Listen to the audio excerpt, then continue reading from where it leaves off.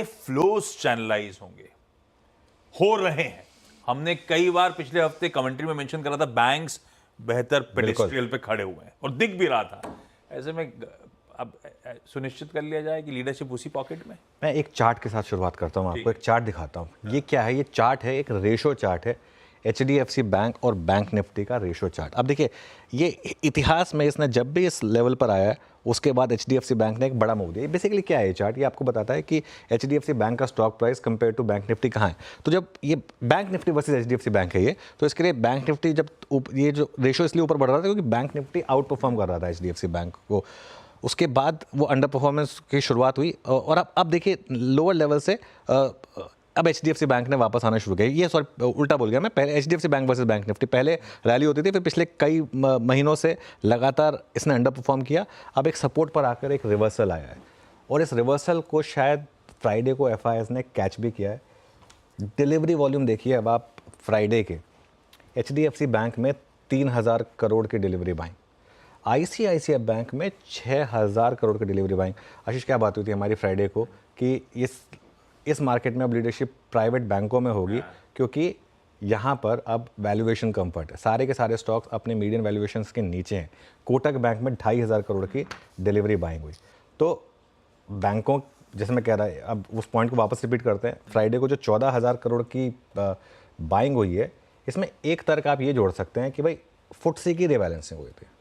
मैं मान रहा हूँ उस बात को कि फुटसी की रीबैलेंसिंग हुई थी और उसकी वजह से जो कैश का नंबर है वो इम्पैक्ट हुआ था फुटसी के उसकी वजह से। लेकिन इसको रीड थ्रू क्या है? इसका रीड थ्रू क्या है? इसका रीड थ्रू ये है, पहली बात तो लार्ज कैप बैंकों को खरीदा गया, लार्ज कैप प्राइवेट बैंकों को, और दूसरी बात जब भी FIS वापस आएंगे तो उसके बाद वो सबसे पहले लार्ज कैप बैंकों को बेसिकली खरीदते हैं। तो अब यहाँ से मेरा मानना ये है कि निफ्टी और ख़ास तौर से बैंक निफ्टी में एक वन वे तेज़ी, एक मेल्टअप की शुरुआत हुई है।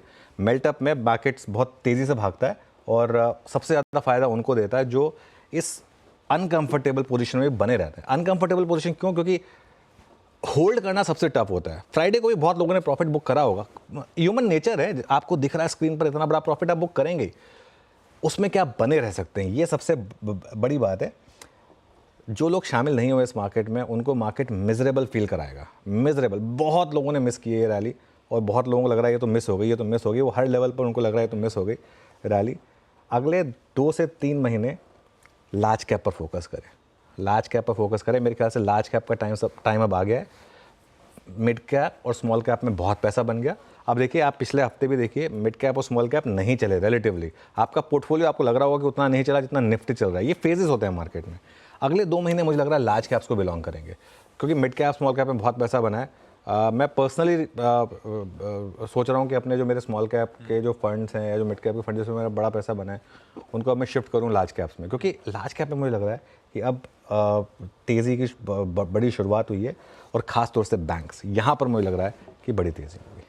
तो मतलब मैं पता सुबह मेंशन कर रहा था कि ब्रॉडर मार्केट थोड़े से पस्त पड़े, लार्ज कैप पिछले हफ्ते आउट परफॉर्म कर गए। इक्वेशन ऐसी चलने वाली है कुछ, क्योंकि FIS का पैसा आ रहा है और लार्ज कैप चेंज हो रहे होंगे। एग्जैक्टली, क्योंकि काफ़ी टाइम से हमने देखा नहीं है ना, इतने टाइम के बाद तो लार्ज कैप चले इस तरीके से। पिछले थर्सडे को निफ्टी 400-450 पॉइंट भागा था। इस फ्राइडे को आप फिर इतनी निफ्टी में आपने 400 पॉइंट की रैली देखी, ठीक है ना। तो ये इस तरीके के मूव्स आपने लास्ट कब देखे थे? वो मूव्स ड्यू थे मार्केट में आने, क्योंकि लार्ज कैप चले ही नहीं थे। अब मैं आपको एक चीज़ बताता हूँ। मैं वीकेंड पे एक राकेश झुंझुनवाला का पुराना इंटरव्यू देख रहा था जो हमारे सिस्टर चैनल पे, तब मैं उस चैनल में हुआ करता था। उसमें उन्होंने एक व्यू लिया था कि 2030 में अगर मार्केट इसी तरीके से चलता रहा और अर्निंग्स ग्रोथ इसी तरीके से रही तो निफ्टी 1.25 लाख होगा, ठीक है। अब अभी हम 26,000 पर ही, तो टेक्निकली निफ्टी कुछ बहुत ज़्यादा चला नहीं है। अगर आप निफ्टी का मूव देखेंगे पिछले 7-8 साल का, ये तो हमारी आदत ख़राब हो गई, हम हर चीज़ को पोस्ट कोविड लो से देखते हैं इसके लिए।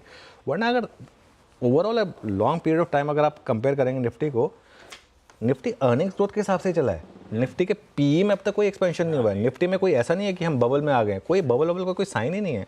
तो इसके लिए हाँ, स्मॉल कैप और मिड कैप में कुछ बबल के साइन हो सकते हैं। इसके लिए एक ज़रूरी है कि अगला फेज जो है वो लार्ज कैप्स को बिलोंग करे। वो कुछ पॉकेट्स की तो बात हमने करी भी थी, वो डिफेंस, वो रेलवेज, उसके बाद एग्जैक्टली 40% झड़ गए अपने टॉप से। खैर, लार्ज कैप्स लार्जली अब शायद मोमेंटम को ड्राइव करते हुए नजर आए, वो आपकी गो टू पॉकेट हो सकती है। अब चलिए आज की